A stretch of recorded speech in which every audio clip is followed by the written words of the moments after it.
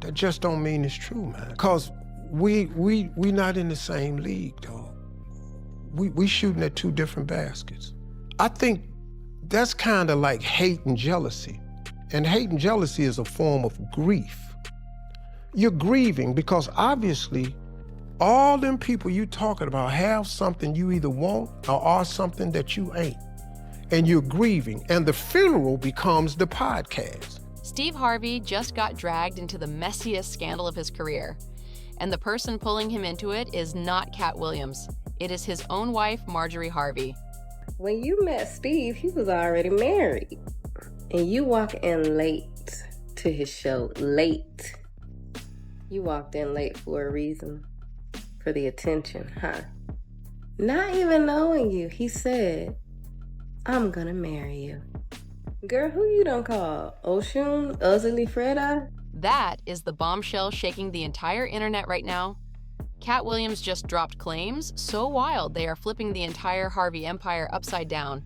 Thanks to my wife, I'm where I am. You said that about the first wife. You forget that? You told us it was her, then you went and married somebody else that think like a man.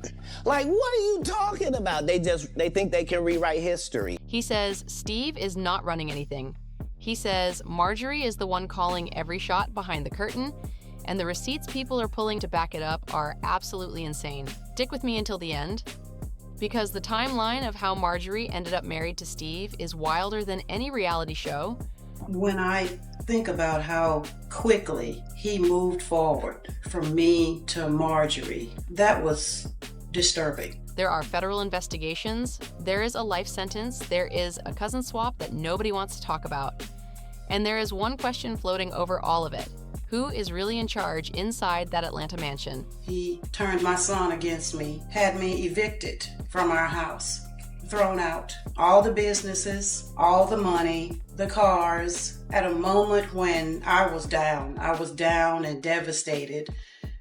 He maneuvered everything. He maneuvered manipulated the courts, everything against me. Let us rewind first, because to understand why this moment hit so hard, you need the full context. It has been more than 2 years since Katt Williams sat down on Club Shay Shay and lit the entire internet on fire. That interview cracked record numbers across every platform. And she's never been interviewed anywhere. And now, understand, I'm not talking about one person. What I just told you applies to 7 people. How they all end up with that. That's part of what you get. I came in this business saying I was going to expose. It became the most talked about podcast moment of the decade, and Steve Harvey has not been able to let it go since.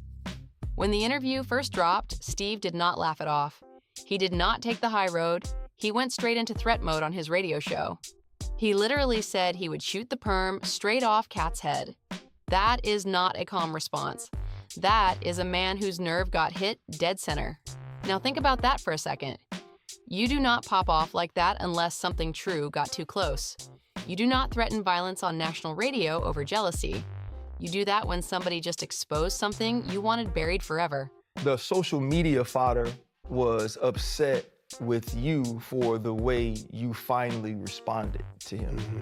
They said they felt like what he said about you was true because of the nature of your reaction. Oh, well, see, first of all, I ain't really good at social media, so I didn't even know that was out there.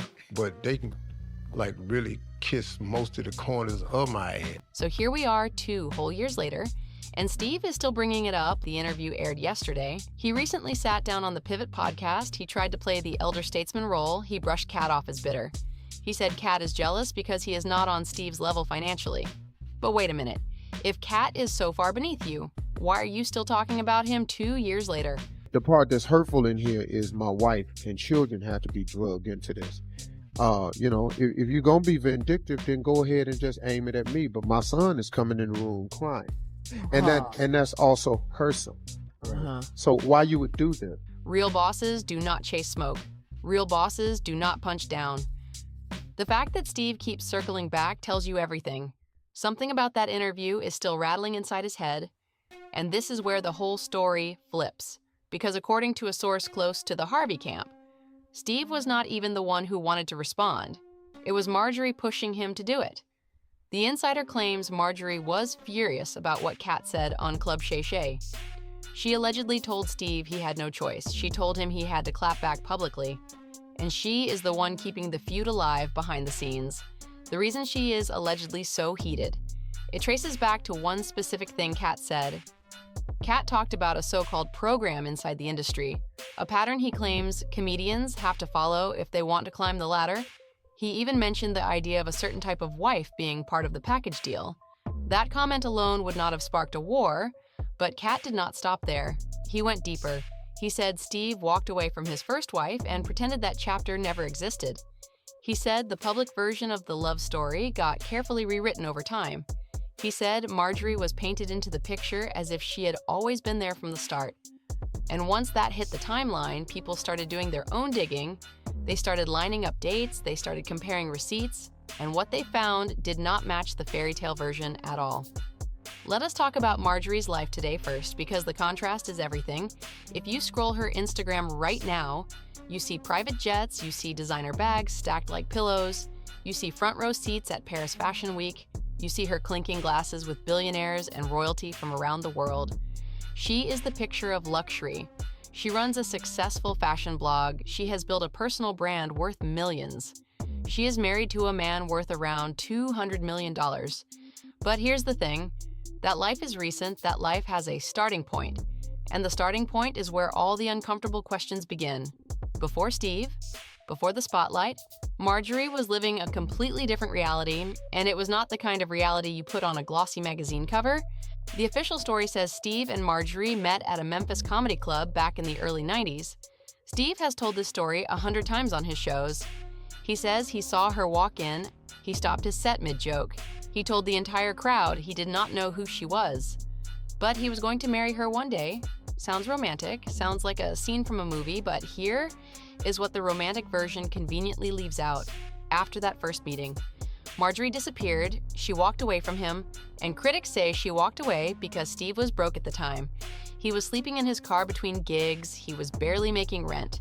The fairy tale ended fast when the bank account was empty. Then comes the year 2005. Steve's career is exploding. The Steve Harvey Show is in syndication. The radio show is taking off. He is becoming a household name. And suddenly, out of nowhere, Marjorie reappears. Convenient timing, or destiny, you decide. But here is where the story gets really messy. Because at the moment they reconnected, Steve was still legally married to his second wife, Mary Shackelford. Mary later went public with everything. She made claims that absolutely flipped the narrative on its head. She said Steve was already deeply involved with Marjorie before their divorce was anywhere close to final. She said the whole thing was emotional infidelity dressed up as a clean transition. Her on-camera testimony lined up to tell a very different version than the one Steve has spent decades selling. Mary did not stop there. She said Steve took their son Winton during the divorce process. She claimed she was painted as unstable in court documents. She walked away with almost nothing while the Harvey empire kept growing year after year. She filed a $60 million lawsuit against Steve. She accused him of intentional infliction of emotional distress. The case was eventually dismissed in court, but the receipts she dropped along the way kept the conversation alive for years. And here is where the puppeteer theory really starts to take shape. Sources close to the situation began suggesting Steve was not making these decisions on his own. They claimed Marjorie was the one whispering in his ear, telling him to cut Mary off completely, telling him to control the public story before Mary could shape it herself. If that is true, then the pattern Katt is describing is not new at all. It is not a recent development. It has allegedly been the playbook from the very beginning. Now I know this is a lot to process. So let me hit pause for 1 second. If you want more breakdowns like this on Fame Thunder, hit that subscribe button. I drop new videos every single day, pulling back the curtain on the biggest names in entertainment. Now back to the part of this story that genuinely shocked me when I first heard it. Because Marjorie's marriage history did not start with Steve. It did not even start with the husband most people have heard about. Marjorie had already been married twice before Steve put a ring on her finger. Husband number one was a man named Jim Townsend.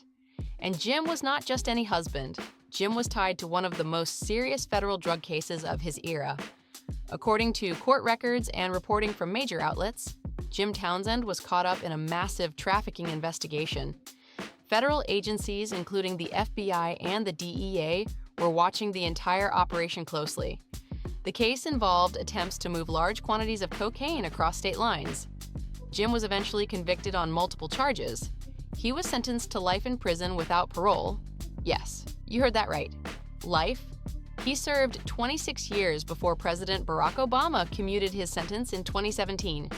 Now, to be crystal clear, Marjorie was never charged with anything. She was never convicted of anything. But the questions never fully went away. Because shortly into his sentence, she filed for divorce, she moved on with her life, and the gap between her trajectory and his became impossible to ignore. While Jim sat in a federal cell counting decades, Marjorie was rebuilding, she was meeting new people, she was repositioning her entire life.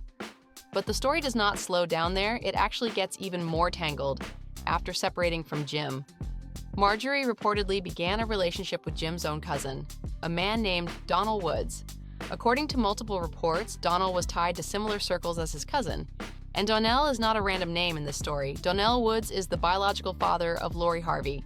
Yes, the same Lori Harvey who has dated some of the biggest names in entertainment. The same Lori who has built a beauty empire. The same Lori who Steve adopted and raised as his own daughter. Marjorie married Donald in the early 2000s. And when you stack this timeline against Steve and Marjorie's own version of events, the lines start to blur in uncomfortable ways. Steve says they met in the early 90s, then split, then reconnected in 2005. But Marjorie was actively married to Donnell during a chunk of that window. So how do those stories actually fit together? That is the question nobody in the Harvey camp wants to answer cleanly. Critics claim that once Marjorie reconnected with Steve and saw his career leveling up fast, she wasted no time closing the chapter with Donald. The divorce came quick. The new chapter started even quicker, not long after. Donald himself ended up facing legal trouble. He was incarcerated for years. He was only recently released back into society. The timing of all of this has kept conversations going for years, because the patterns are hard to unsee once you start lining them up. Then in June of 2007, Steve and Marjorie made it official. They got married, they blended their families together. Steve adopted her 3 children, Morgan, Jason, and Lori. He already had 4 biological kids of his own from previous relationships on the surface. It looked like a picture-perfect blended family, the kind they now sell on television as relationship goals. But behind that polished image, insiders are claiming a very different reality. One source told Radar Online there is real tension inside that household. They said things are not nearly as united as they appear on social media, according to that report. Marjorie is laser-focused on Lori's spotlight. She is allegedly pushing Lori toward the most high-profile relationships possible, while the other kids do not get nearly the same energy or attention. The same source went even further. They claimed Marjorie runs everything inside the home. They claimed she is deeply involved in guiding Lori's dating life almost like a strategy game. And once you hear that, the Michael B. Jordan situation suddenly makes a lot more sense. Rumors say Michael was cautious from the very start of that relationship. He never fully felt comfortable around Marjorie. There were claims that nothing he did was ever good enough in her eyes. Some sources say Michael was ready to take things to the next level. He allegedly proposed the idea of signing a prenup before any engagement, which honestly is standard when serious wealth is involved. Most lawyers would tell you it is just smart business. But according to the chatter, that idea did not go over well at all. Reports claim Marjorie shut it down quickly. She allegedly said she does not believe in prenups. Critics latched onto that stance hard. They started questioning the motives behind it. They started adding it to the long list of red flags floating around the family. Soon after, Lori and Michael broke up out of nowhere. The split blindsided their fans, and the rumor mill immediately pointed at Marjorie, saying she may have pushed Lori to walk away, saying she wanted Lori to level up to someone even more established. Whether that is true or not, nobody outside that house knows for sure. But the pattern keeps showing up, and Katt Williams is the one who finally said it out loud on a microphone. Katt did not just respond to Steve either. He came in direct and unapologetic. He challenged Marjorie's entire image. He argued she is not the self-made, untouchable figure people see online. He said she is somebody who carefully positioned herself through timing, through connections, through strategic relationships. And when he said it, It did not come off like casual shade. It felt like he was trying to pull the curtain back on a much bigger story. In Katt's view, the real power dynamic looks completely flipped. Steve is not the one steering the ship. Steve is following a path that was already laid out for him by somebody else. That idea alone has people debating like crazy, especially when you stack it up against everything else. The legal drama from his second marriage, the relationship overlap claims, the federal cases tied to her past, the questions about how Lori's dating life keeps moving in suspicious patterns. It is a lot to take in. And not everyone is buying the same version of events. Steve has built an entire empire on being the relationship guru. He sells advice, he hosts Family Feud, he preaches about loyalty and fidelity on every platform he touches. But the cracks in his own foundation keep getting wider every time somebody starts digging. And right now, Katt Williams is doing the most digging anybody has done in years. So the question keeps hanging over everything. Who is actually in control behind those closed doors? Is Marjorie really the calculated mastermind moving every piece on the board? Or are these just bold accusations being thrown around to grab attention and stir up the algorithm? You have heard the timeline, you have heard the receipts, you have heard the claims from every side. So here is what I want to know from you. Do you think Marjorie is really the mastermind pulling every string behind Steve? Or do you think Katt is just stirring the pot to stay relevant? Drop your answer in the comments below. I read every single one. And I genuinely want to see which side the Fame Thunder family lands on.